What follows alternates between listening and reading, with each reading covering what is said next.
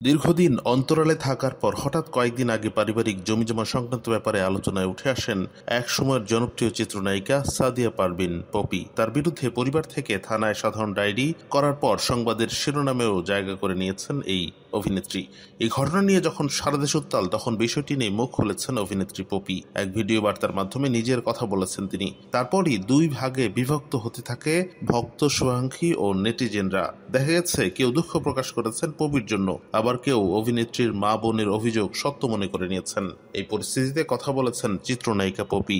একটি অডিও বার্তায় নতুন কিছু তথ্য জানান তিনি। এই অভিনেত্রী জানান, শুরুতেই তার নামে মিথ্যা খবর ছড়িয়েছে তার মা ও ভাই বোন। সেসব তথ্য অস্বীকার করে তিনি বলেন, আমি বাবার জমি দখল করতে যাব কেন?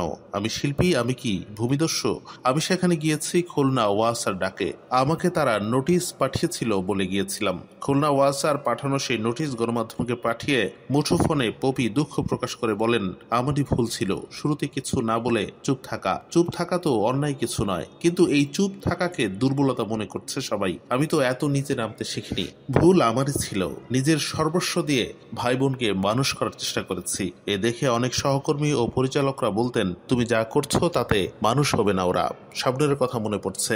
আমাকে এই কথা একাধিকবার বলেছে সে। শাবনুর ঠিক ছিল, ভুল ছিলাম আমি, তাদের মানুষ করতে পারিনি। এই অভিনেত্রী আরও বিস্ফোরক তথ্য দিয়ে বলেন, আমার বোন খেয়ালি আমার চাচির স্বামীকে বিয়ে করেছে, তাও সেই ব্যক্তি একজন হিন্দু ধর্মের মানুষ যিনি স্মাগলিং এ জড়িত। তাকে সাপোর্ট করে আমার মা। আমার ভাইয়েরা আমার আলমারি ভেঙে একাধিকবার অর্থ নিয়েছে। এ নিয়ে রমনা থানায় জিডিও করেছি। আমার গায়েও হাত তুলেছে তারা। আমাকে খুন করে ফেলতেও চক্রান্ত করেছে। সবই মুখ বুজে সহ্য করেছি। আর এখন নিজের টাকায় কেনা জমি ভোগ দখল করতে গিয়েছি, তাতেও বাধা দিচ্ছে তারা। এছাড়াও এই চিত্রনায়িকা বলেন, কতদিনে বা বেঁচে থাকবো আর? যে কটা দিন বেঁচে থাকি অন্তত একটু ভালোভাবে বাঁচতে চাই, আল্লাহ খোদার নাম করতে চাই। তার ভাষ্যমতে সবিজে আর ফিরতে চান না পপি। স্বামী সন্তান নিয়ে ভালো আছেন এখন।